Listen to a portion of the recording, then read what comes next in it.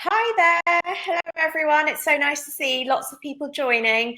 I'm Sonia Haria, Beauty Director of the Telegraph and Stella magazine, and I'm so delighted today to be joined by the super-facialist and skin expert, Teresa Tarmey, who I've known for absolute years.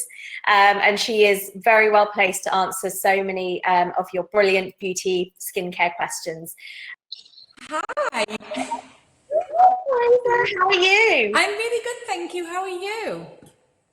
I'm really well. It's so nice to see you. It's so nice to see you virtually. It's always nice to see you in person, but you know, I always get nervous with these camera things, thinking, please switch on. People are waiting, and I have my phone ready in case something happens. But here we are. Hi everyone. Like even 6 months on from the whole, from everyone kind of being at home, it's I don't think everyone's completely gotten used to the fact that, everything is so virtual now. But anyway, it's a great platform for all of us to bring together all of our readers and our viewers and ask you lots of questions, Teresa.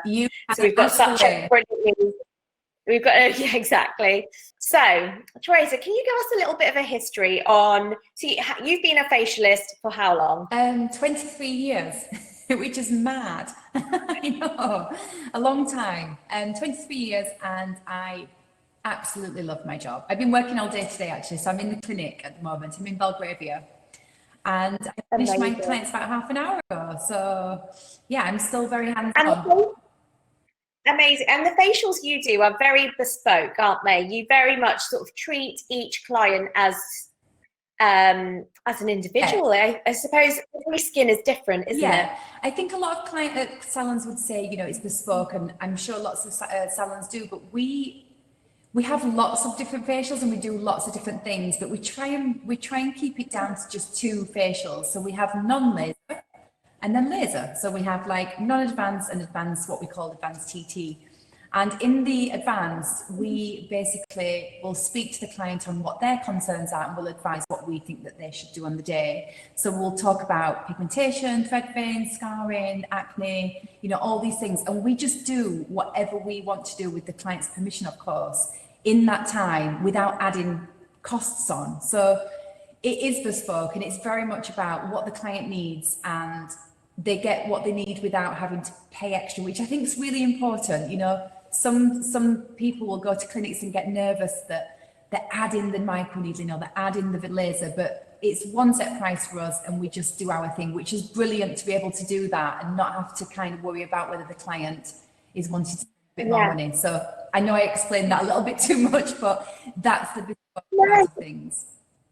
And what we'll do is later in the session, because a lot of our viewers asked about tools and treatments actually that they can have done. But shall we start with the basics, the kind of building blocks for skincare, which I know lots of people are really interested in. And it's that whole kind of layering. There's so many ingredients, aren't there, out there? And I think people are becoming a lot more wise about, maybe I need to use a vitamin C for this and a retinol and a hyaluronic acid. There are lots of those solo ingredients. So can you give us a kind of skincare expert guide on what you would use when and how would you layer those products? Of course. I think even going back to the treatments and the products, there's so much information out there. And yes, there's a lot of good information, but there's a lot of bad information. And I think it's becoming, even today, I had 2 clients actually that said, one actually came from Newcastle, which was so flattering. She came all the way from Newcastle to see me, and she just said, I'm confused. I don't know when to use this product. I don't know when to use that. I don't know what to book in for when I'm coming to see someone like you. And actually, it should be up to the therapist to really help them decide what they need, whether it be treatment or product. But as for layering products, I'm not a huge fan, if I'm completely honest. I'm sorry if that confuses everyone, but there's certain things that I like to do. So, for example, for myself, I think it's really important to always cleanse twice at night, because obviously generally people have makeup, not everyone does, but some people have SPF, but just the general grime of the day, let's say. So it's really good to do a really good cleanse, get rid of that dirt, and then follow with a second cleanse to just really make sure that that's, clean. If you are doing a treatment, you would then put the treatment on. So when I say treatment, you might have a quite a potent vitamin C that a dermatologist has recommended, or you might have a retinol or a lactic acid or a acid, let's just say an acid. That would be the second step. And then you would go on to a serum. And for me, that's it. That's all I use. I don't go on to moisturizers. I'm not a huge fan of lots of moisturizers just because I'm a big fan of serums. I feel that they get into the skin better, they generally hold the active ingredients better, and the creams generally come with lots of oil, which I'm not a fan of, and we'll talk about that in a second. So in terms of layering, I don't think that you should be doing, 4, 5, 6, 7 steps. I just think it's too much. And who's to say that all those ingredients and different products are sitting well together, It might be that one brand the serum might be one brand, the retinol might be another brand, the cleanser might be, and it's just a lot going on. And, the skin doesn't need to be overloaded. So just to kind of take it back a little bit, do the cleanse. I would then go on with the treatment if you're doing a treatment on the skin, serum, moisturizer if you like the moisturizer. And then daytime, I would do one cleanse because you're clean, and I would do serum, SPF.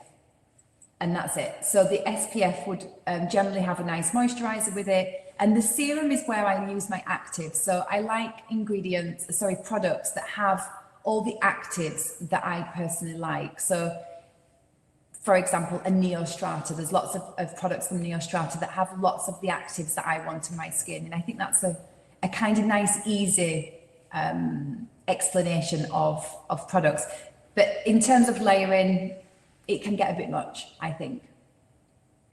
And is it right that you should go for the lightest textures to begin with, and then if you wanted to put on a rich moisturizer, obviously that comes right at the end? Yeah, I would say so. Yeah, because the lighter ones, but it's just generally that those particular products are lighter that you would put on first, and the heavier ones would always be the moisturizer. So it's more about, I would probably go with what you're doing, but the treatment's always the one that should be on the skin, and then the serum for some more actives and some hydration, and then people that like the moisturizer, that would go on top.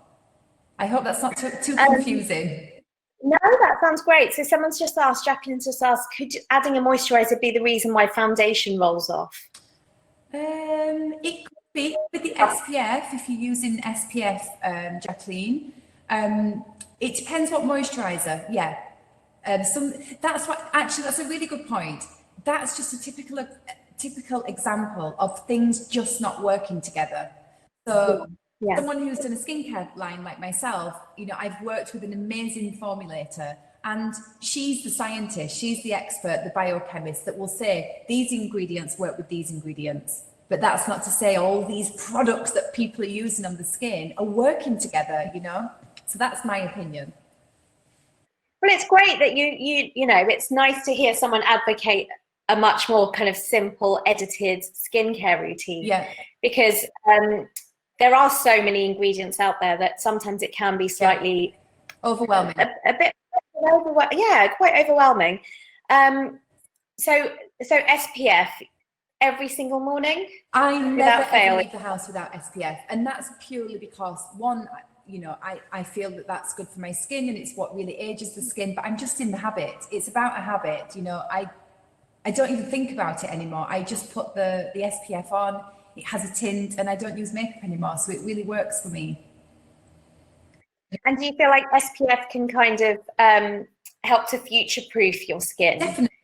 So in 10 years' time, Definitely, 15 years' time. Definitely, because it's not just protecting you from the sun and the pigmentation. There's lots of UV rays that we need to protect from. So I'm a huge fan of SPF. I think everyone should be using it. Some people disagree. We need our vitamins, but you can get that in 5-10 minutes, and it's hard to get that in England anyway. But yeah, SPF is a huge thing for me. And I've been someone that damaged my skin when I was in my 20s in the sun, but I don't have the damage because I always protected. And I'll sit out in the sun sometimes, even now, when I'm on holiday for half an hour with my face, but I don't get the pigmentation because I've protected for a long time. So yeah. So that's actually a nice, like, leading on to pigmentation, because quite a few of our readers asked about pigmentation. So SPF's the kind of number one key way to safeguard your skin, yes, I suppose, from pigmentation in the long run. But are there any treatments or, and sorry, just quickly about SPF 50, is that the? I use the 50. I think I've seen someone asking, does that work with your skin? Something different. I'm trying to keep up with some of the questions, which is difficult. I use one called HELIOCARE, which I'm a huge fan of. They do different textures. So I think it's nice, you know, some brands do one texture and you just don't like it. I think HELIOCARE might do about 7 or 8. So if you don't like one, you're going to like the other. And that's, I trust it. So it's an SPF 50, yeah. And do you reapply in the day, or do you just put it on once? Not when I'm in the morning? UK, or just every day. Even if I was in, you know, Paris in hot summer walking around, I probably wouldn't even need to reapply, to be honest. But if you're actually on the beach or in the sun all day or on a boat, for example, then yes, I would reapply. But we've Sue's another HELIOCARE fan. I'm a massive HELIOCARE fan because of you, Tracy. Actually, it's so good. It's such a great. It's one of those few SPFs that doesn't feel like it's clogging. No. It doesn't feel like it sits nicely under makeup. You don't get the bobbling with it, and you know, you don't get any of that white. Yeah. And so sorry, back onto pigmentation. Are there any treatments or types of products or ingredients that you could use to kind of help tackle pigmentation? Vitamin C is good as kind of a protector as well. I think there's definitely lots of different vitamin C's and qualities. That's, you know, another topic, I guess, in terms of what product. But yeah, vitamin C is good. SPF.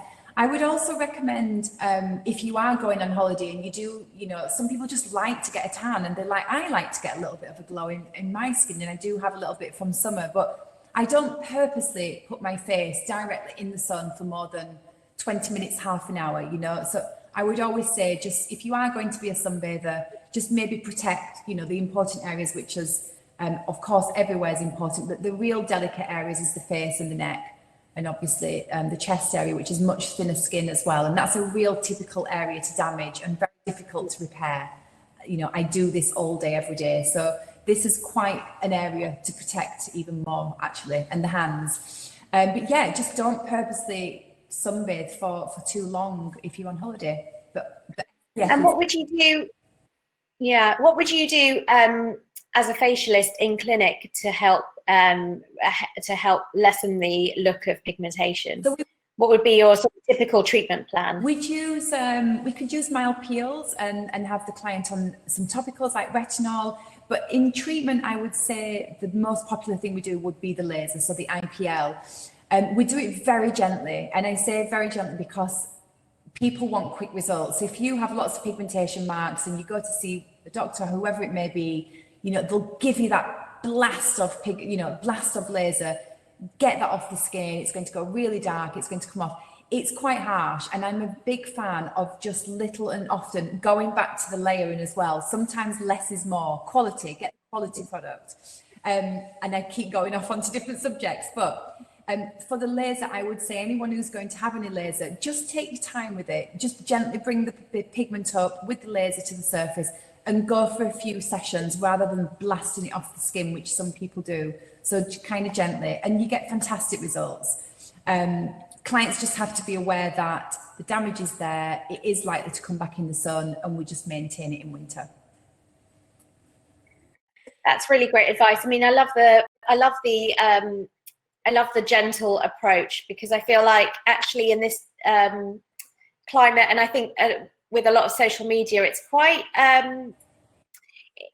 easy to go down the route of going more full on with your skincare and using lots of peels and lots of acids and kind of damaging that skin barrier. Absolutely. It takes time, you know. It's a very hardy organ, you know. It's the biggest organ, but it needs some love also, and it's just a case of getting into a nice routine but not overdoing it, I would say. Yeah. And just moving on to face masks, have you noticed any of your clients, or since you've been back in, suffering from any acne or stressed skin from kind of wearing face masks? Definitely, I have. And how would you tackle it? I think it's hard at the moment because there's going to be a lot of fashion brands, I think. I mean, I'm actually thinking about doing one myself, a mask, just because I want to do something that's good for the skin, which would be silk. Silk's nice on the skin. But there's a lot of, I should have had one actually, but the ones that we would use in clinic, the blue ones, and yeah, the holding dirt, and actually they're quite expensive to keep up. You're not going to be changing those a couple of times a day. So if you're putting those on and off, the environment, the makeup, the SPF, it's not ideal, I guess. It's not great, completely covering the face up, and the skin's not being allowed to breathe as much as it should be. So I am definitely seeing a few clients. We're getting a lot of questions on the phone, by email, me on my Instagram. I'm getting spots on these masks. So I think it's just a case of someone will come out with something that's, just a bit more washable, I guess, and people can afford to turn them around a little bit more. But yeah, it's expensive at the moment, right, to be buying these disposable masks. So I think anything that you can get that you can wash is a much better one to be using.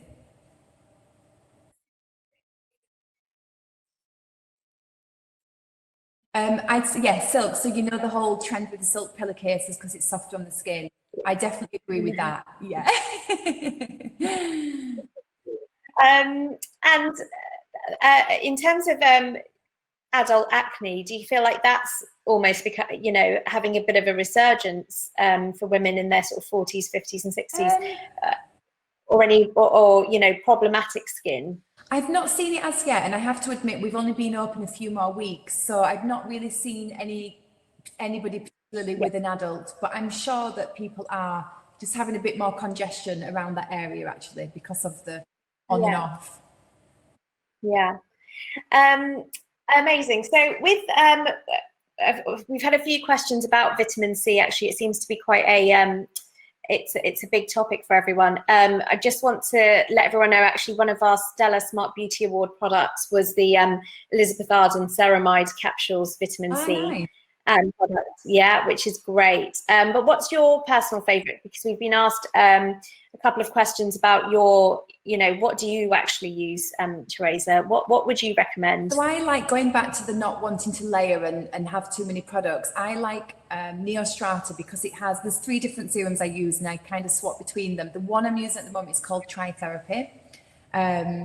And they have vitamin C in. So I like my product to have the ingredients that I want. And I trust that NEOSTRATA is a really good potent product and has quality ingredients because it's about the quality. So sometimes you do pay a little bit more for some products. I'll not mention some that you would just be paying a lot of branding and marketing, your old fashioned ones, 250, £300 creams, which I'm sure people know what I'm talking about.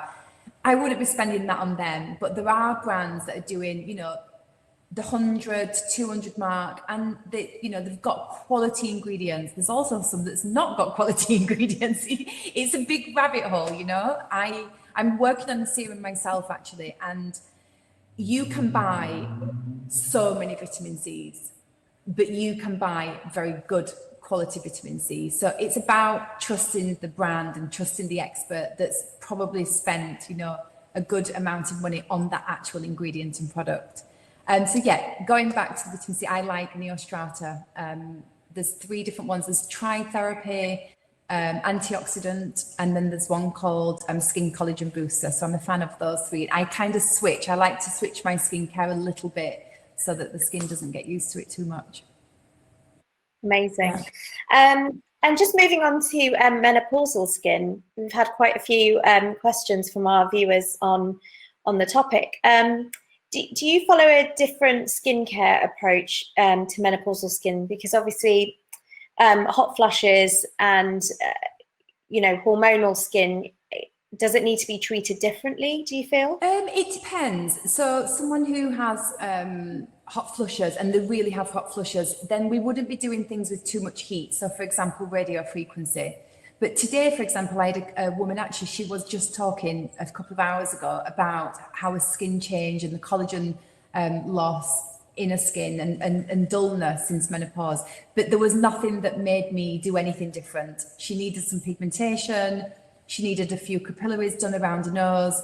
We did a little peel to brighten the skin. So I didn't change that. So it really depends on the symptoms. Somebody might have rosacea, for example. So it kind of depends, but I wouldn't change it too much if they're not having any major problems.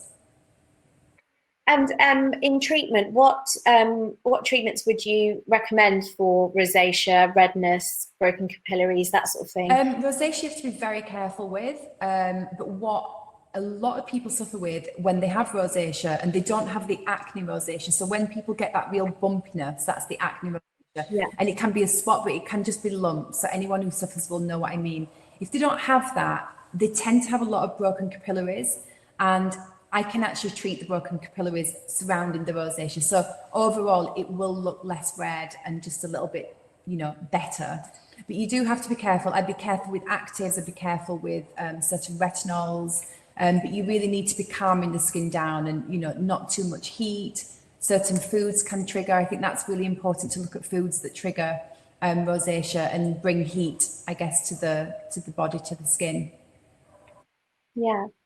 And just moving on to kind of treatments and tools that you can use at home. Yeah. I know in your brilliant skincare and tool line, you've got some incredible. I've got your cryotherapy ball in the freezer. Yeah, That's for menopause actually, and there's an amazing product. If anyone's tuning in for menopause, there's a brilliant product. Any of these products, they're on my website, and I am not telling you these products because I want you to go to my website and buy, but it's just if you want to do some research. It's called Emapel. It's a fantastic product, and I'm seeing brilliant results with my clients. Back to the tools. The Cryoball is really good for menopause because obviously the heat and the Cryoball's freezing cold, so that's a nice one. So if anyone doesn't know what a Cryoball is, it's basic. Is it made of steel? It's medical grade steel, and inside it has a liquid which, when you put in the freezer, obviously freezes, and it has a little handle so it's not too cold on your hand, and you can just depuff the face and cool and give yourself a little ski. When you go skiing or you're in a really cold climate, you kind of just look a little bit slimmer. So it does that. It's really nice. And you get that kind of pinkiness on the cheeks, don't you? It's really nice. Other treatments at home. What can people do if they aren't able to see a specialist right now? Are there any really good sort of tool investments that you think are good for at-home use? Yeah. There are, I really like gua sha. So Katie Brindle, who has KU method. I like her gua sha tools. Very affordable too, which is great. Massage tools are really good. I have one in my microneedling kit. And of course, I'm going to say microneedling because I'm a huge fan of microneedling. And if clients are stuck at home and not being able to do treatments or just feel, not safe enough to go out at the moment, then microneedling's a great treatment to be doing if you're doing it right and it's not too strong a needle length. So that's a good one. So what's the needle length? What's the needle length that you would recommend for microneedling? Mine's 0.25, so that's 0.25 of a millimeter. So that's a quarter of a millimeter, which is tiny. It's tiny, and that's just enough to really kind of slightly give the skin some trauma without. There's no way you're going to draw blood with my needle, absolutely no way. But you can allow the vitamins that it comes with, or any kind of topicals, to deliver into the skin better. So that's why I love microneedling. You have like that double treatment. You have the delivery of the product and the rejuvenation. What else do I really like? I like massage tools. LED, would you say that's a tool? I think some of them are a little bit of a waste of money, if I'm honest. I don't think they're strong enough. I haven't tested all of them, so I don't want to comment too much, but some of them are just, the cheaper ones are just not really worth investing too much. What else? There's another tool, it's not a tool, it's a little device called Newa, which is spelled Newa. And that's like a little at-home radio frequency machine, and that's actually got an FDA approval, which is a really good kind of stamp to have. I really like that one. What do you like, Sonia? What tools do you like? I like the new face, NUFACE. I quite like that. Which is microcurrents. I do like the gua sha tools for a little bit of a face massage. Would you still use that? And I know some of our viewers will have had, you know, tweakments, maybe filler or Botox. Can you still, are these at-home treatments still okay to use while you have, if you're ongoing sort of aesthetic treatments? It's fine. Nothing's going to be that strong to, you know, make any difference to, and even if there were, even if in salon, like if you have injectables or fillers or Botox, you know, after it's settled down, you're not going to start moving them or, you know, getting rid of them. Some people disagree with that, what I'm saying, but they're too deep to be messed with when you're doing superficial treatments. Right. So let's go on to your favorite topic, face oils. Now I think we have slightly different opinions here, because I do like a very good quality face oil. I do see the benefits in, but as a skin expert, what are your views on face oils? I think if you can get away with a face oil and you've seen some benefits, then absolutely stick with that, because some people just love a face oil and they really, you know, there's no problems with the skin, so they're not going to see. But anyone who has problems with the skin, i.e. breakouts, congestion, acne, I would really stay away from oil, simply because congested skin tends to come with open pores, which is, you know, it's not why they get blocked, but they can get more blocked, get more blackheads. And it just clogs the pores. It clogs the open pores. I think it acts as kind of a plug, and we have our own natural oils anyway. So the oil and the makeup and the, you know, it's just a lot, and the skin can't breathe enough. I'm not a massive fan, but that's for people that have got problems. So anyone who hasn't got any problems and they're using an oil and it suits the skin, then please carry on with it. But it can congest, and I've had, over all the years that I've been treating, if anyone breaks out or anyone has congestion and they have a problem, they take them off the oils, I can guarantee they will see a difference in terms of congestion. Wow. Yeah. And they can be irritating. If they've got lots of essential oils, I think it can be irritating.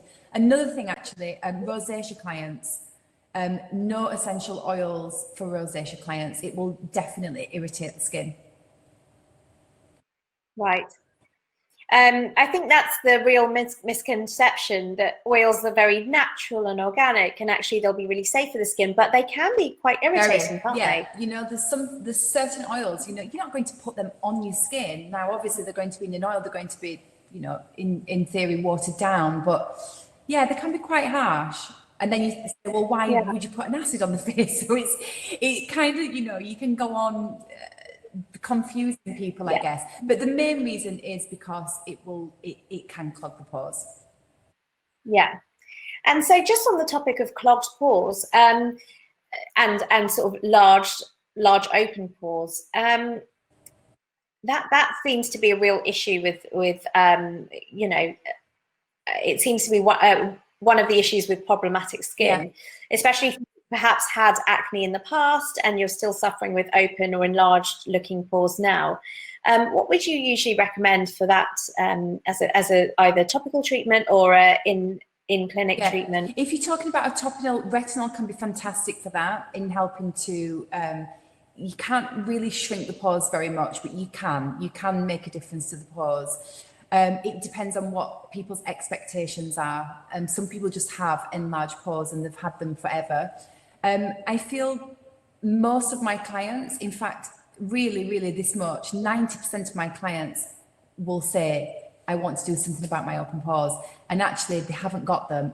Really, that's a massive thing. In fact, I kind of have a little bit of a giggle to myself, because I think, when's she going to say about my open pores? But I'm looking under a mag lamp and they're really not that enlarged. So I think people who's really looking, you know, in these crazy lights and the is it 4 times magnifying? Ultra zoom. Petrifying. So everyone's going to see some pores, but actually it's not as common as what people think. Everyone has to have pores around here. So guys, don't worry about open pores too much really. But if you do have them and you want to do something, I would say retinol's a really good topical. And I would say microneedling or anything that's resurfacing the skin. So resurfacing, I'm talking about slight damage to the skin. So obviously microneedling would do that. Something like a fractional would do that. So any slight damage will obviously have to repair itself and then will produce collagen, and it will help to tighten the skin. But all of that with a sort of under the guise of an expert, under the help of an expert. Yeah. And so in terms of different skin tones, I know that, and I know this personally as being of Indian descent, I'm much more prone to pigmentation than say lines or wrinkles, and we've had a few questions about that. Are there certain treatments that you should avoid in treatment for darker complexions? I'm not a fan of treating with lasers, and I don't say I tell my girls, because my girls are so experienced that I leave them to do what they believe is best for the skin, but I try and advise my girls not to really do lasers on darker skin types. So I'd say skin type 3, Italian plus, we don't treat, simply because laser targets color. So obviously Asian skin has color, it has to be so low it probably wouldn't do anything, and then higher you go, you kind of you're not playing with fire, but you can burn the skin with with darker skin types. So I'm not a fan of lasers. I would much prefer to be doing things like the retinols or the depigmentation treatments. Microneedling again can help, but not really lasers. So I definitely stay away from that. And SPF, because I feel that not so much now, there's a lot more education, but 10, 15 years ago, I would get an Asian client or a darker skin type that would say, I don't need SPF because I don't burn. Well, you don't burn, but you have more melanin, which is why you have more color, which then you're more prone to pigmentation. Right, got it. So does the same apply to dark circles and dark circle treatment? Are you a fan of eye creams? I mean, I personally don't. No, I don't think you can.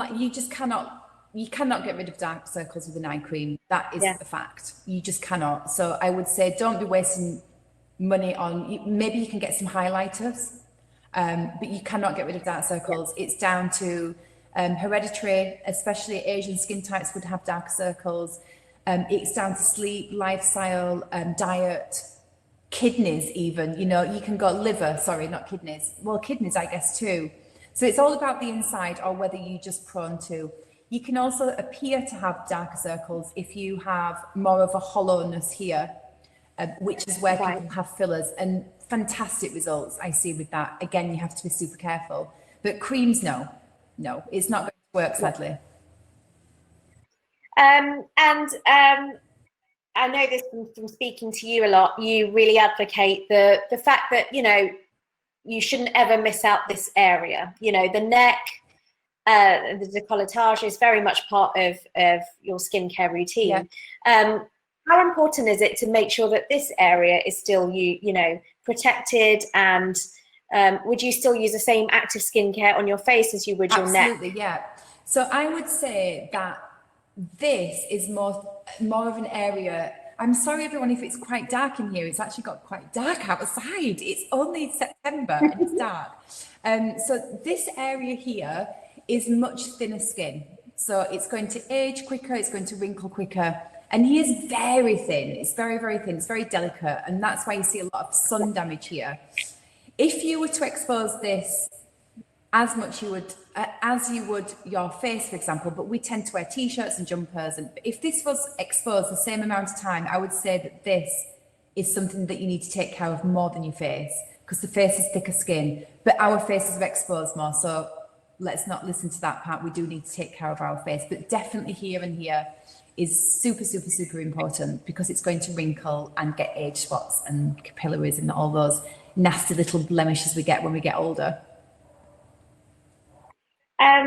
And in terms of sort of, we've been asked a few questions about, is can makeup contribute to clogging your pores and that sort of thing? I guess that's all down to good cleansing, isn't it? Is that Yeah, good cleansing. I think, again, you need to look at the diet. I think diets are really, I know diets are huge. It's very important for the skin. So it could be that someone is, sorry, I got distracted with one of the side questions. Using the NEOSTRATA neck cream, which I found far superior to all many others. NEOSTRATA neck cream, guys, is brilliant. It kept winning the beauty awards. So, sorry. Amazing. That was from Joanne Smith. The cleansing, I feel that some people who eat lots of sugar can also be a bit more congested. So there are other things to be thinking about. And obviously living in a city like London isn't great when you've got the pollution and stuff, but yeah, keep the skin nice and clean. Retinol's brilliant for keeping the skin nice and squeaky clean, and you're getting that super nice glow. And a great time to start using a retinol as well, September, October time when the sun's gone down. Which retinols do you like? Because retinol's such a huge topic, isn't Retinols, I am a fan, again, of something lighter. So to use it more often rather than thrashing the skin with a 1%, for example. And, you know, you need to build the tolerance. The skin needs to get used to that. So anyone who's used a retinol and thinks it's too sensitive or too dry or too red, then just give it time. You need to step up, or basically just use it maybe twice a week, 3 times a week until the skin gets used to it, and then build up to where you're using it every night. But I'm a big fan of maybe a bit lower. So my one, for example, which is relaunching soon, in about a month, is 0.3%. So that's a really great starting point. It's a really good starting point, definitely. And you can quite quickly build up to every night. Because what's the point if you can't use it? You know, people are going to buy it and then see super flaky red skin and be put off. So it's better to, if you're starting with the retinol, start with a lower percentage and actually get to using it every night quite soon, because the skin's not over treated, if you like. And if you do get any redness or peeling of the skin, you've gone to heavy a dose, I suppose. Maybe not too heavy, but yeah, I'd probably back off and just let the skin get used to it until it's not too sensitive. And boy, you will see a difference with your skin. Everyone past a certain age should be using a vitamin A, you know, a retinol, a retinoid. So yeah, huge fan. And you can always see when someone's using a retinol, you know, really nice. Really? Yeah, when someone's using it and been using it a while, like super good. I'm not using mine because it's been summer, but I'm going to start in a couple of weeks. And yeah, I'll definitely see a difference. And are there any other sort of 0.3 retinols that you'd recommend? 0.3. I don't know if many people do 0.3. Low level. There's retinol that's in product, which it's not, you need a retinol to do the retinol job. And then there's lots of 0.1s. I think there's a skin called Retroderm, but I feel like they might have discontinued. That's a 0.5. That's a really nice one. But I have a feeling they've discontinued that one. Amazing. Okay. And what age would you start using a retinol, or is it dependent on your skin type? It depends. We can sometimes recommend people who's quite young, actually. So maybe even late 20s, but that's because they might have acne. So we're using the vitamin A for a different reason than anti-aging. But as an anti-aging product, I would probably say 30s, which is quite nice, maybe mid-30s. But definitely 40s plus. Everyone has to have it, really, really. Unless you've got super sensitive skin with lots of rosacea, then it's the best. It's the best product. It really is the gold standard of sort of, you know, smart aging of skincare, isn't it? Yeah, definitely. Which one do you use one, Sonia? I do. I'm actually using a mandelic and lactic acid serum at the moment at night time. So I've backed off the retinol for a while. But I will, and it's funny you say about September, I actually do always tend to start using the retinol again in the winter, autumn and winter. Don't do September, wait until October, and wait until my one comes out, because you have to have mine. Promise. But yeah, I would say because of this weather at the moment with September, I'd probably hang on until about October time. because it, just for anyone that doesn't know, so retinol, obviously you need to be really strict with your SPF, don't you, the next day? Yeah. Because it can leave your skin, is it like sensitized to the sun? Yeah, it can be. I mean, some people, I would be confident, I guess, to be used. I'm a little bit lazy. I'm going to start in October, but I know I protect. I use the Factor 50. I'm not going out sunbathing, and I would use it in this heat. It's actually quite hot. I mean, this weekend's going to be hot, so I will wait a little bit longer. But if you're really, really strict and you're not going out and you're wearing a 50, then you're absolutely fine also. And for any of our younger viewers, we've just been asked, what skincare do you recommend for people in their 20s? Would you use a slightly different approach for your skincare? Yeah, I probably wouldn't be using as many acids, keep it quite simple, really. It's still nice to have the actives in there. You probably wouldn't be worrying too much about anti-aging, but people like to prevent as well. So definitely still use the actives, but I'm not a fan of using too many acids and retinols if there's no problems on the skin, not for 20s. I wouldn't really be microneedling on the skin in the 20s unless you have scarring. So if someone's had acne, they have a few like marks or something they want to get rid of, brilliant. But I wouldn't be doing early 20s microneedling and harsh things like that and retinols. Yeah. And so just one more kind of ingredient to cover off, and one more topic. I can't believe we've already been speaking for 40 minutes. I'll go on all night, my love. I know. Same.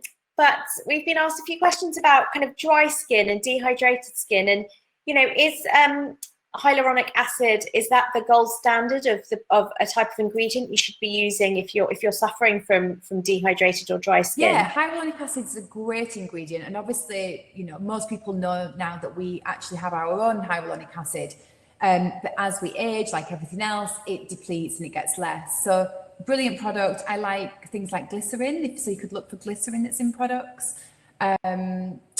What else? B5 is a nice hydrating product. Drinking lots of water is great, and getting lots of sleep is also super important. So again, I really go to the inside and lifestyle for things like hydration and glowing, and it's great for the topicals, but always look at what's going on for the diet, lifestyle and sleep as well.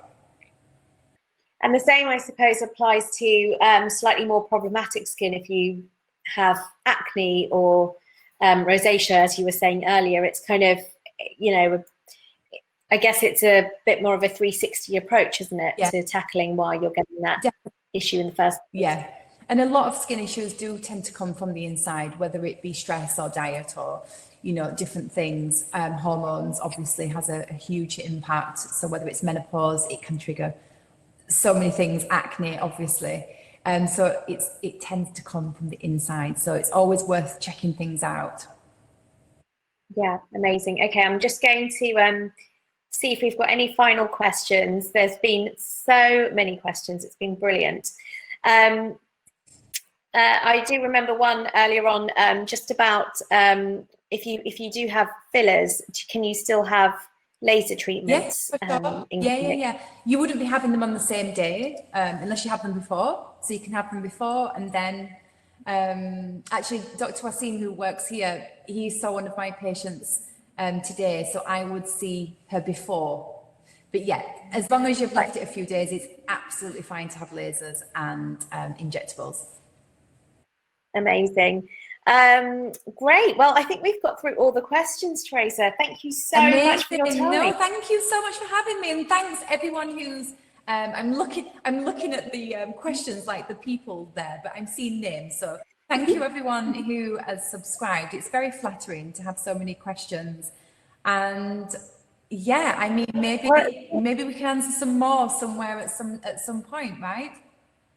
Absolutely. I mean, we were overwhelmed with the amount of questions that everyone sort of sent in. There is clearly such a need for these webinars. It's I think great. I love it's great to have a lot of Q&As because I think the beauty, like skincare, can be quite baffling, can't it? Definitely. So it's nice to break it down. Yeah, it can be very, very, very confusing.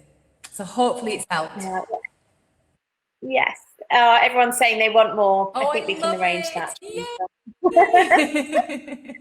Wonderful. Thank you all so much.